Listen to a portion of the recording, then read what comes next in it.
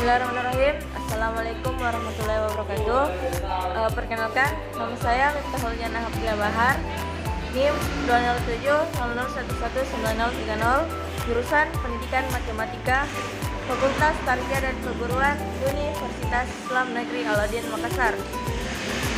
Nah, pada kesempatan kali ini saya akan menjelaskan mengenai materi organisasi kurikulum dan pola pengembangan kurikulum. Nah, materi yang akan dibahas yaitu pengertian dari organisasi kurikulum, jenis-jenis organisasi kurikulum, serta kelebihan dan kekurangannya. Kemudian masuk di pengertian prinsip pengembangan kurikulum, prinsip-prinsip apa saja terdapat di dalam pengembangan kurikulum, dan model-model yang dipakai dalam pengembangan kurikulum. Pengertian dari organisasi kurikulum. Organisasi kurikulum ialah struktur program kurikulum yang berupa kerangka umum program-program pengajaran yang disampaikan kepada peserta didik guna tercapainya tujuan pendidikan atau pembelajaran yang ditetapkan. Nah, adapun pengertian dari kurikulum menurut para ahli, yang pertama, menurut Saidi Jarto, bahwa kurikulum merupakan serangkaian pengalaman dan kegiatan belajar yang direncanakan untuk dikuasai oleh siswa dalam rangka mencapai tujuan pembelajaran yang telah ditetapkan oleh suatu lembaga pendidikan yang berwenang. Menurut Stephen P. Robbins, bahwa organisasi adalah kesatuan sosial yang dikoordinasikan secara sadar dengan sebuah batasan yang relatif terus-menerus untuk mencapai tujuan bersama. Nah, menurut Saidi 2009, bahwa organisasi kurikulum itu terdiri dari mata pelajaran tertentu yang secara tradisional bertujuan menyampaikan kebudayaan atau sejumlah pengetahuan, sikap, dan keterampilan yang harus diajarkan kepada anak-anak. Nah, menurut Denny Kurniawan, organisasi kurikulum merupakan pola atau desain bahan atau isi kurikulum yang tujuannya mempermudah siswa dalam mempelajari bahan pelajaran serta mempermudah siswa dalam melakukan kegiatan belajar sehingga tujuan pembelajaran dapat dicapai secara efektif. Model organisasi kurikulum. Model organisasi kurikulum itu terbagi menjadi 3, yaitu yang pertama, spirited subject kurikulum atau mata pelajaran yang terpisah-pisah. Nah, kurikulum ini itu bertujuan agar generasi muda mengenal hasil kebudayaan dan pengetahuan umat manusia yang telah dikumpulkan sejak berabad-abad, agar mereka tak perlu mencari dan menemukan kembali apa yang telah diperoleh generasi-generasi terdahulu. Nah, dengan demikian mereka mudah dan lebih cepat membekali diri untuk menghadapi masalah dalam hidupnya. Kurikulum terpisah-pisah ini di mana bahan ajar disajikan secara terpisah-pisah seolah-olah ada batasan antara bidang studi yang sama di kelas yang berbeda.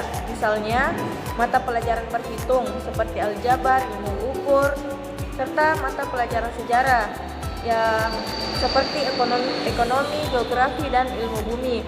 Peserta didik lebih banyak melakukan kegiatan belajar menghafal pelajaran atau membuat rangkuman daripada melakukan diskusi atau pemecahan masalah, karena utama kurikulum ini itu ialah agar peserta didik menguasai pengetahuan. Nah, selanjutnya correlated kurikulum atau kurikulum gabungan. Pada kurikulum ini, mata pelajaran itu tidak disajikan secara terpisah-pisah. Akan tetapi, mata pelajaran yang memiliki kedekatan atau sejenis dikelompokkan sehingga menjadi suatu bidang studi. Nah, pola kurikulum ini itu menghendaki agar mata pelajaran berhubungan dan bersangkut paut satu sama lain, walaupun mungkin batas yang satu dengan yang lain. Contohnya itu mata pelajaran biologi, kimia, fisika dikelompokkan menjadi bidang studi IPA. Demikian juga dengan mata pelajaran geografi, sejarah, ekonomi itu dikelompokkan dalam bidang studi PS. Selanjutnya integrated kurikulum atau kurikulum terpadu. Kurikulum terpadu ialah kurikulum yang menyajikan bahan pelajaran secara unit dan keseluruhan tanpa mengadakan batas-batas satu pelajaran dengan yang lainnya. Organisasi kurikulum yang menggunakan model integrated ini itu tidak lagi menampilkan nama-nama mata pelajaran atau bidang studi. Nah, belajar berangkat dari suatu pokok masalah yang harus dipecahkan. Masalah tersebut itu kemudian dinamakan tema atau unit. Belajar berdasarkan unit itu bukan hanya menghafal sejumlah fakta, tetapi juga mencari dan menganalisis fakta sebagai bahan untuk memecahkan masalah. Kelebihan dan kelemahan dari model-model organisasi kurikulum. Kelebihan dan kelemahan model-model organisasi kurikulum yang pertama yaitu separated subject kurikulum.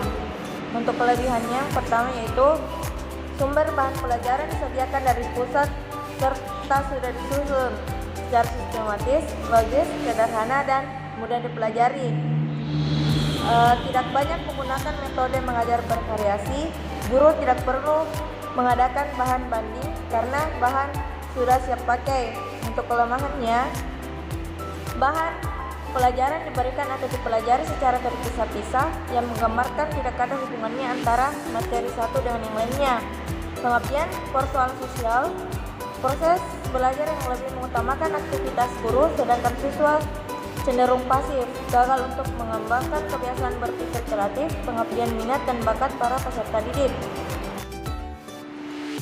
Nah, selanjutnya kelebihan dan kelemahan dari correlated kurikulum. Kelebihannya, bahan bersifat korelasi walau sebatas beberapa mata pelajaran, memberikan wawasan yang lebih luas dalam lingkup suatu bidang studi, menambah minat peserta didik berdasarkan korelasi mata pelajaran yang sejenis. Nah, untuk kelemahannya, bahan pelajaran yang diberikan kurang sistematis serta kurang begitu mendalam, kurang menggunakan bahan pelajaran yang aktual yang langsung berhubungan dengan kehidupan nyata peserta didik. Tujuan pembelajaran kadang-kadang kabur karena kompleks, kurang memperhatikan bakat, minat, dan kebutuhan peserta didik. Yang terakhir, kelebihan dan kelemahan dari integrated kurikulum. Kelebihannya, mempelajari bahan pelajaran melalui pemecahan masalah dengan cara memadukan beberapa mata pelajaran secara menyeluruh dalam menyelesaikan suatu topik atau permasalahan. Memberikan kesempatan kepada peserta didik untuk belajar berdasarkan pada pengalaman langsung, dapat membantu meningkatkan hubungan antara sekolah dengan masyarakat. Untuk kelemahannya, kurikulum dibuat oleh guru dan siswa sehingga memerlukan kesiapan dan kemampuan guru secara khusus dalam pengembangan kurikulum seperti ini. Nah, guru belum memiliki kemampuan untuk menerapkan kurikulum bentuk ini.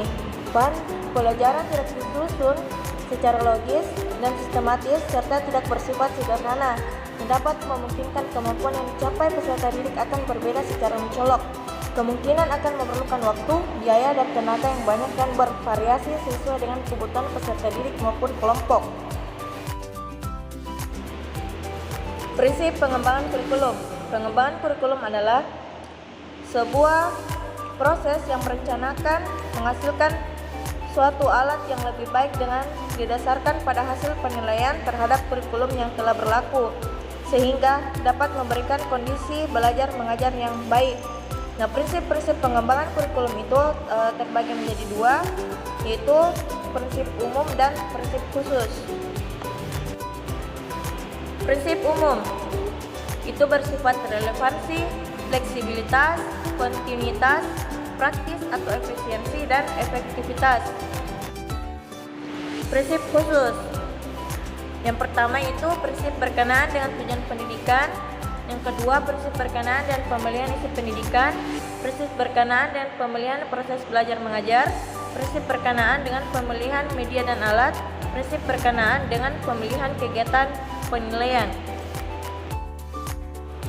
Model-model yang dipakai dalam pengembangan kurikulum. Yang pertama, the administrative model, the grassroots model, Beckham's model, Tabas inverted model, The Demonstration Model, Rogers Interpersonal Relations Model, The Systematic Action Research Model, Emerging Technical Model, dan model Olivia.